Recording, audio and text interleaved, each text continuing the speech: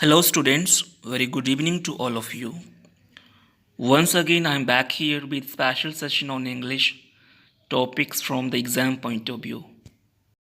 I welcome to all of you at your learning platform that is ExamView. Dear students, in today's session, I'm gonna discuss the important topics from English grammar for JBT, DLED entrance examinations. दोस्तों सबसे पहले मैं आपको बता दूं कि आपके exam में 4 सेक्शंस रहेंगी। Hindi, maths, general knowledge, English. और हर एक सेक्शन 25 मार्क्स की रहेगी। Total that will be 100 marks. So out of 100 the marks you are gonna score. So friends, first of all, let's have a look on syllabus for English section for GBT DLED exam 2022. So friends, I request everyone to stay tuned and watch this session till the end for complete and detailed syllabus of English section for your common entrance exam. Dear students, now you can see the list of important topics on your screen, and the first very important topic is parts of speech. And I suppose you know already there are 8 parts of speech and they are noun. Noun को हम हिंदी में संज्ञा भी कहते हैं। Then pronoun, सर्वनाम, adjective को विशेषण भी कहते हैं। और फोर्थ हमारा आ गया verb, और verb को हम लोग कहते हैं क्रिया। The fifth parts of speech is adverb, और एडवर्ब को हम हिंदी में कहते हैं क्रिया विशेषण। Sixth one is preposition, seventh one is conjunction, eighth one is interjection. So after parts of speech the second main topic is tenses. Third one is use of articles. Articles में हमारे a and the आता है। Fourth one is degrees of adjectives, जिसमें हमारी होती हैं degrees positive degree, comparative degree and superlative degree. Next one is active and passive voice. Then sixth one is narration. Narration को हम लोग कहते हैं रिपोर्टेड स्पीच या फिर डायरेक्ट एंड इनडायरेक्ट स्पीच। जो हमारा सेवंथ टॉपिक है वन वर्ड सब्सटीट्यूशन, हम लोग हिंदी में कहते हैं कि एक पूरे वाक्य के लिए एक शब्द। Next one is antonyms and synonyms. Ninth one is spelling errors and tenth one is others. Friends, जो आपका टेंथ टॉपिक है आपको इसमें जाने की ज़रूरत नहीं है, क्योंकि जो इम्पोर्टेंट टॉपिक्स हैं एग्ज़ाम्स के नज़रिए से मैंने उनको यहीं पे कवर कर लिया हुआ है। और हम आगे के सेशंस में इन 10 टॉपिक्स को या इन 9 टॉपिक्स को वन बाय वन डिस्कस करेंगे, ताकि आपका एग्ज़ाम अच्छे से क्लियर हो जाए। तो सबसे पहले जिन बच्चों को पार्ट्स ऑफ स्पीच अभी क्लियर नहीं है, I have just try to make you understand the definition or the meanings of these parts of speech. So the first part of speech is noun. Noun को हम संज्ञा कहते हैं, या संज्ञा किसी भी व्यक्ति, वस्तु, जानवर या जगह का नाम। और सिंपली हम कह सकते हैं कि all naming words are called noun. So अब जो हमारा प्रोनाउन है, संज्ञा के स्थान पर प्रयुक्त होने वाले शब्दों को हम लोग प्रोनाउन कहते हैं, या फिर the words that are used in the place of noun, like he, she, it, I, we, you, they, them, his, her, our, ये सभी क्या आपके प्रोनाउन हैं। The next one is adjective, और एडजेक्टिव को हम हिंदी में कहते हैं विशेषण। विशेषण की क्या परिभाषा है? जो शब्द किसी संज्ञा की विशेषता बताए, मीन्स जो वर्ड्स आपकी नाउन को डिस्क्राइब करें। फॉर एग्जांपल के लिए मेरे पास एक बोतल है दैट इज़ वेरी स्मॉल बोतल, या बोलेंगे टॉल मैन, या हम कह सकते हैं कि I have a green shirt, right. तो green, small, black towel. Black क्या आ गया यहाँ पे?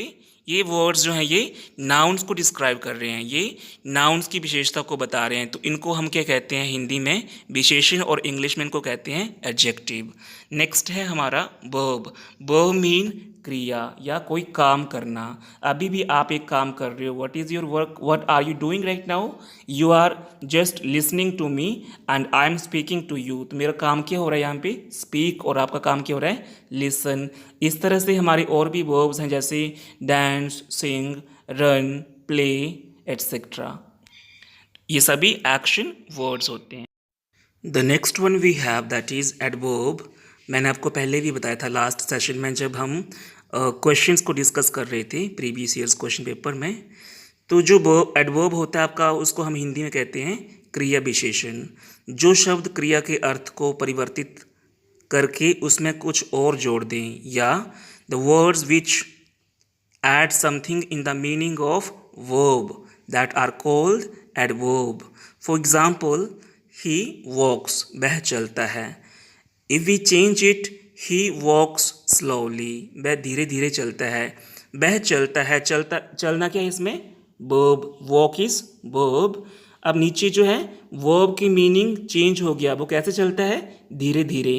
तो ये जो धीरे धीरे या स्लोली जो वर्ड आपका आ गया, इसको हम कहेंगे एडवर्ब।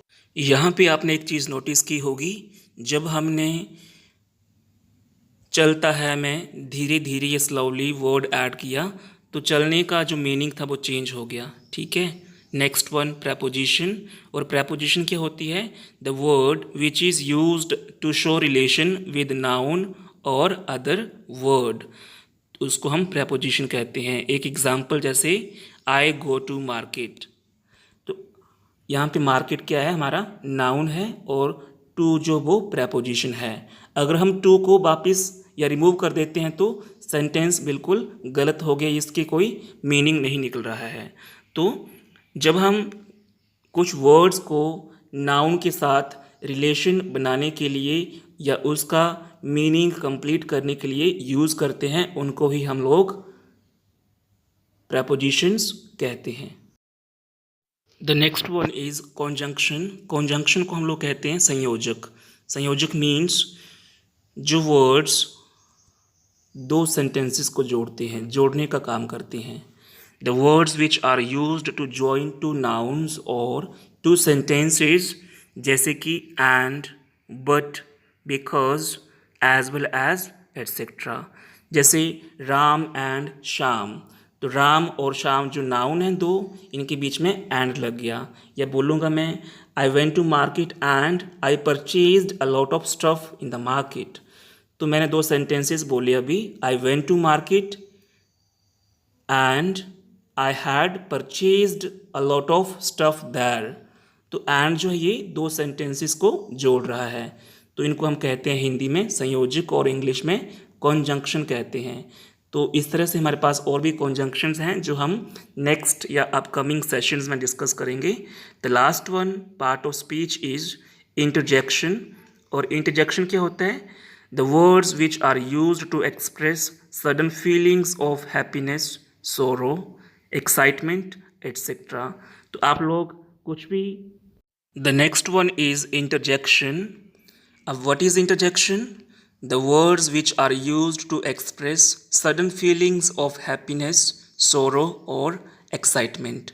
जो words sudden feelings को express करने के लिए use किए जाते हैं, जैसे कि wow, what a sight, कि कितना सुंदर दृश्य है। Alas, he has lost the match. Bravo, शाबाश, keep it up। तो इस तरह के जो words होते हैं, इनको हम लोग interjection कहते हैं।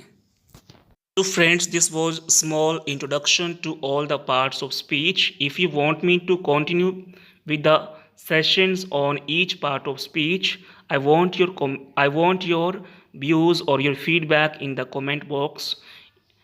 Your choice will be preferred. अगर आप चाहते हो कि मैं parts of speech से next session शुरू करूं, तो आप लोग कमेंट सेक्शन में लिखिए कि कौन सा पार्ट्स ऑफ स्पीच आपको चाहिए, क्योंकि इसमें से कुछ पार्ट्स ऑफ स्पीच आपको ऑलरेडी पता भी होंगे। तो students, now let's discuss the topic number 7, और मुझे लगता है कि शायद ये टॉपिक आपके लिए नया भी होगा. This is called one word substitution, and the Hindi translation of this topic is पूरे वाक्य के लिए एक शब्द. जो आगे मैं आपको टीच करने जा रहा हूँ उसमें 15 वर्ड्स लूँगा मैं, 15 सेंटेंसेस लूँगा, और उन 15 सेंटेंसेस की हेल्प से आपको more than 50 meanings of English words clear होंगे या फिर आपकी वोकेबुलरी में ऐड हो जाएंगे. So I want you to stay here till the video ends. So जो हमारा फर्स्ट क्वेश्चन है, a number of people listening to a lecture is called. First option audience, number B spectators, number C group of people, number D none of these. तो I hope आपने अपना answer choose कर लिया होगा. Yes, you are right. Audience, audience को हम लोग कहते हैं हिंदी में श्रोतागण. स्पेक्टेटर्स होते हैं हमारे दर्शक, ठीक है. एंड ग्रुप ऑफ पीपल को हम लोग क्राउड कह सकते हैं या फिर मास कह सकते हैं. बट यहाँ पे a number of people listening to a lecture is called, उनको क्या कहते हैं, जहाँ पे बहुत ज़्यादा लोग किसी लेक्चर को सुन रहे हों उनको हम लोग कहते हैं ऑडियंस इंग्लिश में, और हिंदी में कहते हैं उनको श्रोतागण. और किसी मैच को अगर लोग देख रहे हैं तो उसको कहेंगे दर्शक, spectators. Second question, one who is present everywhere, कि कोई ऐसा जो हर जगह प्रेजेंट होता है उसको क्या कहते हैं हिंदी में या इंग्लिश में. The first option is omnipresent, number B is omnipotent, number C invisible, number D all of the above. तो इसमें से आपको पता चल गया होगा कि इनविजिबल तो बिल्कुल नहीं होगा, क्योंकि इनविजिबल मतलब अदृश्य या जिसको हम देख नहीं सकते हैं. तो ये ओमनी प्रेजेंट या ओमनी पोटेंट जिनके लिए ये शब्द नए हैं उनको मैं डेफिनेशन बता देता हूँ या मीनिंग बता देता हूँ उन शब्दों का. Omnipresent mean one who is present everywhere, सभी जगह मौजूद. Yes, you are right. This is your first option and this is your appropriate answer. और जो ओमनी पोटेंट होता है उसका मतलब होता है कि सर्व क्षमताशाली, सर्वशक्तिमान, जो सबसे शक्तिमान है, या फिर हैविंग टोटल अथॉरिटी और हैविंग द एबिलिटी और स्किल टू डू एवरीथिंग. मतलब ऐसा कोई जो हर काम को कर सकता हो या उसमें हर काम को करने की एबिलिटी या क्षमता हो, उसको कहते हैं हम लोग omni potent. Omni present mean सभी जगह मौजूद और ओमनी पोटेंट मीन सर्वशक्तिमान. The next question is one who Yeats everything, कि कोई ऐसा जो हर चीज़ को खाता हो. तो ऑप्शंस हैं इरिसिस्टिबल, इंसॉल्वेंट, ओमनी पोटेंट, ओमनीबोरस.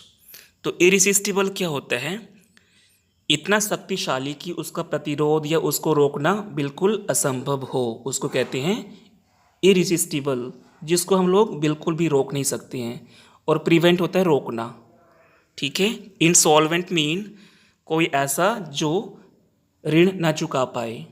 ओमनीपोटेंट अभी हमने किया सर्वशक्तिमान, और जो ओमनीबोरस होता है उसको कहते हैं animal that eats both plants and meat, कोई ऐसा जो मांस भी खाता हो और वनस्पति भी खाता हो. तो आपके पास दो एग्जाम्पल्स आपको पता होंगी, जैसे कि कार्निवोरस कहते हैं मांसाहारी को और हर्बीवोरस कहते हैं शाकाहारी को. बट जो दोनों चीज़ें खाता हो, मतलब वनस्पति भी खाता हो और मांस भी खाता हो, उसको कहते हैं हम लोग सर्वभक्षी पशु या ओमनीवोरस. जो हमारा नेक्स्ट क्वेश्चन है, a remedy for all diseases is called, means सभी बीमारियों के लिए जो एक इलाज होता है उसको क्या कहते हैं. हमारी ऑप्शंस हैं पैनिशिया, ट्रीटमेंट, मार्वल, एंटीबायोटिक. तो मीनिंग्स पहले आपको क्लियर कर दूं मैं. पैनिशिया होता है something that will cure all diseases और सॉल्व ऑल प्रॉब्लम्स और डिफ़िकल्टीज.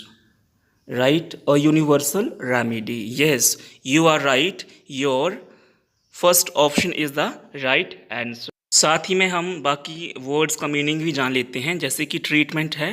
ट्रीटमेंट किसी भी बीमारी के लिए जो इलाज चलता है। मार्वल मीन वंडरफुल और अद्भुत।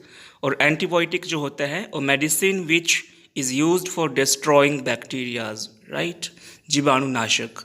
तो ये जो आपका क्वेश्चन है, रेमेडी फॉर ऑल डिजीजेज, ये बहुत इंपॉर्टेंट है, काफ़ी बार एग्जाम्स में पूछा जाता है, तो you must remember it. The next question is incapable of being seen through mean जिसके थ्रू या जिसके आर पार ना देखा जा सकता हो उसको क्या कहते हैं हम लोग। तो ऑप्शन है हमारे पास इनविजिबल। इनविजिबल होता है अदृश्य, जिसको हम देख नहीं सकते हैं। ऑब्सोलीट होता है मतलब जो प्रचलन में नहीं है या प्रयोग से बाहर है। ओपेक होता है जिसके आर पार नहीं देख सकते हैं। और जो ट्रांसपेरेंट होता है ये ओपेक का बिल्कुल ऑपोजिट है। ट्रांसपेरेंट मीन जिसके हम आर पार देख सकते हैं, ठीक है। Now let's move toward sixth question, that is one who is not easily pleased by anything is called, means to say कि कोई एक जिसको बहुत आसानी से खुश ना किया जा सकता हो किसी भी चीज़ के द्वारा, उसको क्या कहते हैं। हमारे पास चार ऑप्शंस हैं। First option is maiden, second is pessimist, vulnerable and fastidious. तो इसमें से एक ऑप्शन आपका आंसर है। पहले मैं आपको मीनिंग्स इनके क्लियर कर दूं। जो मेडन होता है वो किसी एक यंग गर्ल या किसी वुमन को कहते हैं जिसने कभी मैरिज ना की हो। और इसके साथ ही आपका एक और क्वेश्चन बनता है जो कि है मेडन स्पीच। यहाँ पे मेडन का मीनिंग बिल्कुल अलग है। मेडन स्पीच उस स्पीच को कहते हैं जो कि सबसे पहले स्पीच होती है, जो उसकी first speech anywhere given in the assembly और in a legislature by a newly elected member.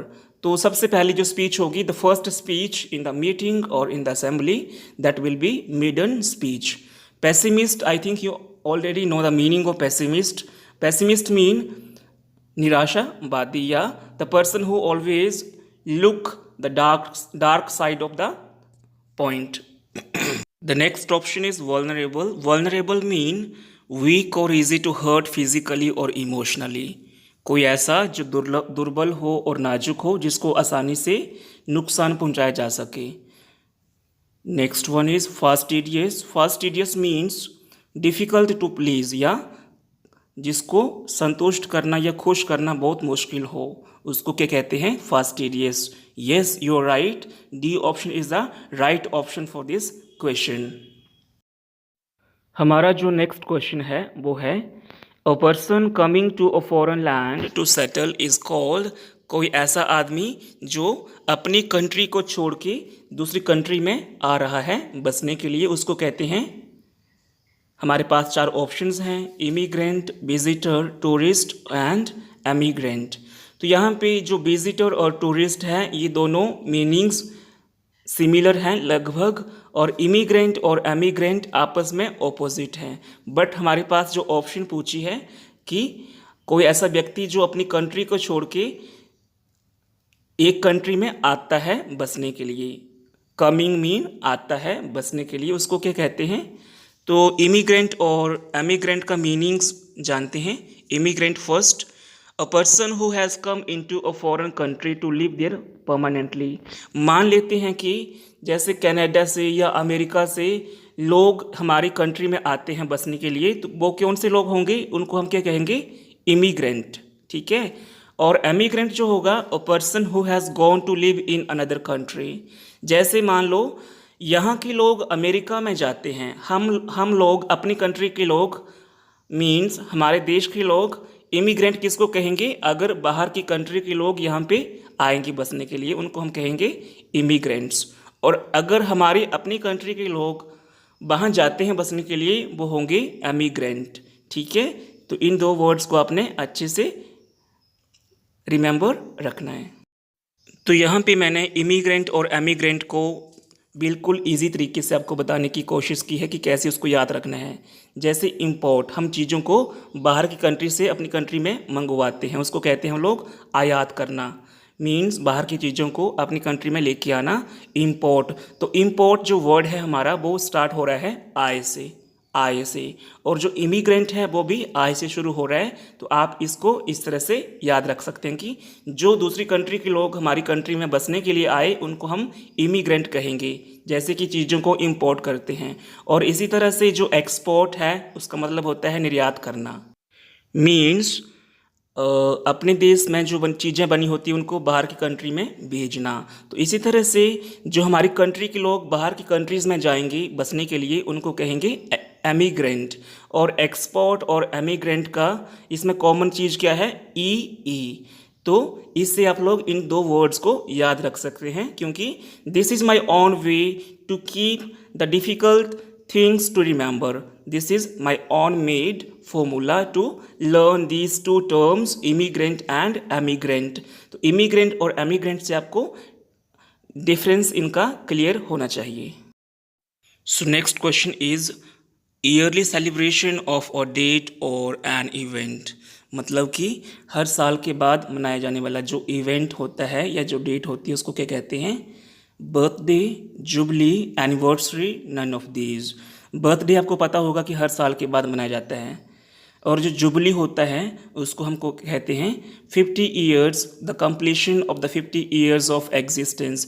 किसी चीज़ की एग्जिस्टेंस होना, उस चीज़ को 50 साल पूरा हो जाने को कहते हैं जुबली। और एनिवर्सरी होता है, जैसे कि यहाँ पे मैंने आपको क्लियर करने की कोशिश की है कि बर्थडे और एनिवर्सरी में डिफरेंस क्या है। Birthday is generally used for people's birth dates. जो बर्थडे होता है वो लोगों की बर्थ डेट्स को हर साल याद करने के लिए मनाया जाता है। और एनिवर्सरी जो होता है this is used for a marriage और रिलेशनशिप बिटवीन टू पीपल। दो लोगों की रिलेशनशिप या मैरिज का जो इवेंट होता है उसको हर साल मनाना, उसको कहते हैं एनिवर्सरी। सो दोस्तों, हमारा जो नेक्स्ट क्वेश्चन है वो है कि one who sacrifices his life for a cause. किसी कारण के लिए अपनी लाइफ को बलिदान कर देता है उसको क्या कहते हैं, patriot. Patriot mean Deshbhagat, soldier mean सैनिक, मार्टायर मीन शहीद होने वाला।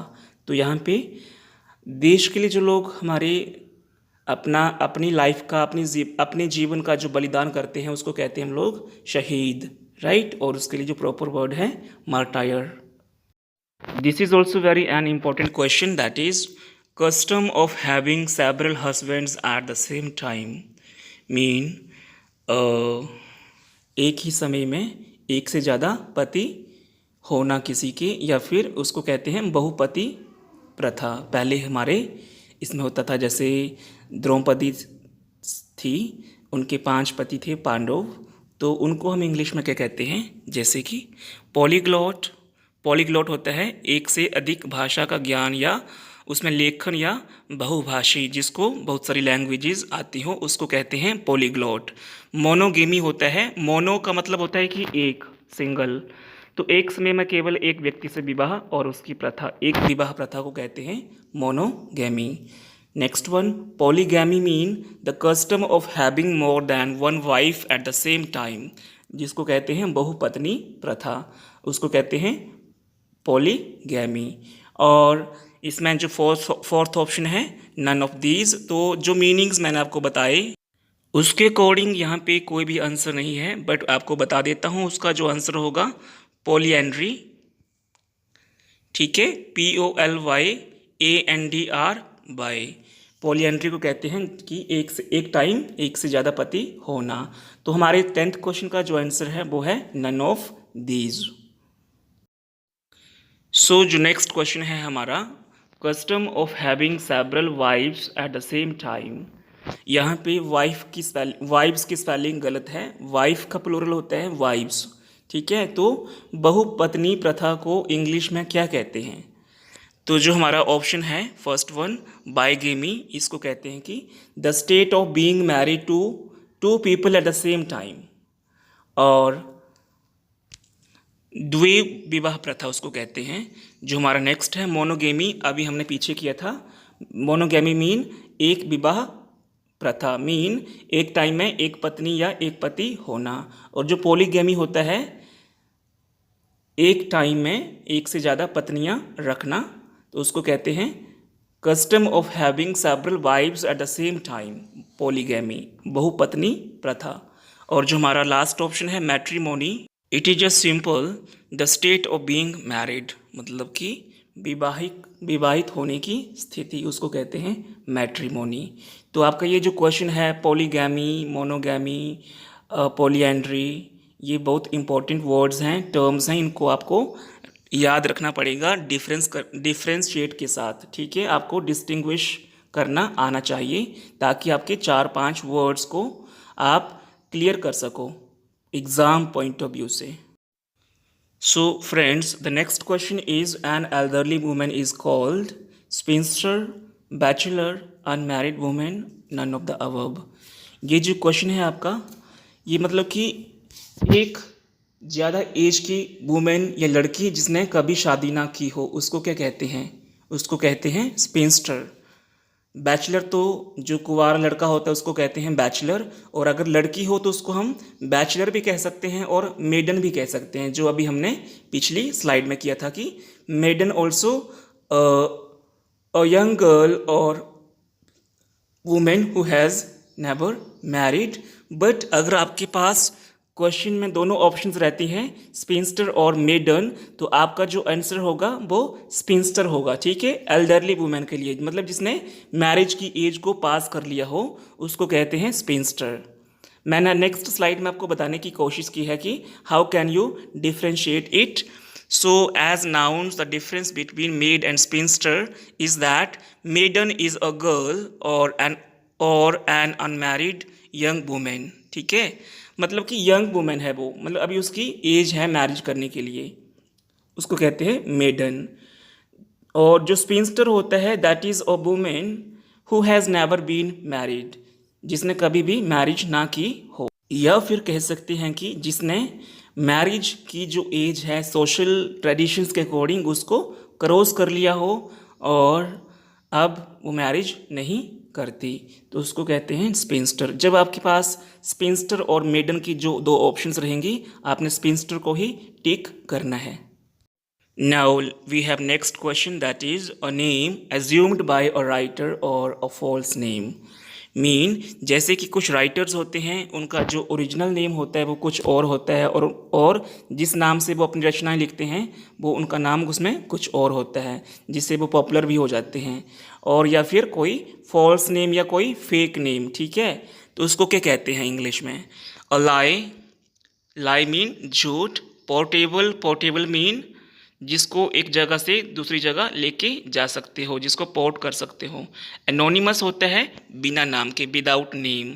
तो हमारे पास जैसे किसी का नाम कुछ भी नहीं है उसको कहेंगे anonymous, without name.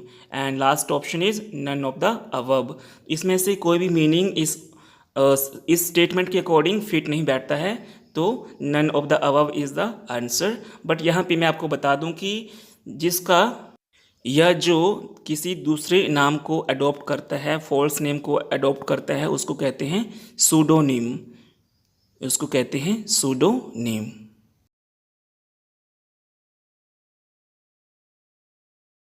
So the next question is a man having no hair on the scalp. Scalp किसको बोलते हैं? हमारी जो खोपड़ी होती है, जिसके सिर के ऊपर, जिसकी खोपड़ी के ऊपर कोई बाल ना हो या कोई गंजा हो, उसको क्या कहते हैं हम लोग? बैल्ड। क्या कहते हैं उसको? बैल्ड। नेक्ड होता है जिस मतलब विदाउट एनी कवर, जैसे विदाउट एनी क्लोथ्स या कोई कवर ना हो जिसके ऊपर, इस चीज़ के ऊपर, that is naked. Flat mean lying flat, और bald mean scalp without hair, ठीक है, गंजा जिसको कहते हैं हम लोग। जो हमारा लास्ट क्वेश्चन है, the act of killing one self, अपने आप को मार देना, उसको क्या कहते हैं? Patricide, matricide, suicide, none of the above. ये जो ऑप्शंस हैं ये सभी सिमिलर ऑप्शंस हैं, इनका मैं मीनिंग आपको क्लियर करता हूँ। जो पैट्रिसाइड होता है उसको कहते हैं हम लोग हिंदी में पिता की हत्या करना। कोई अपने पिता की हत्या कर देता है उसको कहेंगे patricide. The crime of killing one's own father. अगर कोई अपनी मदर की हत्या कर देता है, मदर को मार देता है, तो उसको कहेंगे मैट्रिसाइड। और अगर कोई अपने आप को खुद मार लेता है उसको कहेंगे suicide. So the right option is suicide.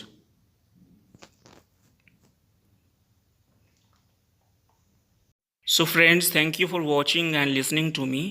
If you found the video useful and informative, kindly subscribe the channel for upcoming sessions, and I want from everyone to comment your query, your preference or choice, which topic you want me to explain in the upcoming session.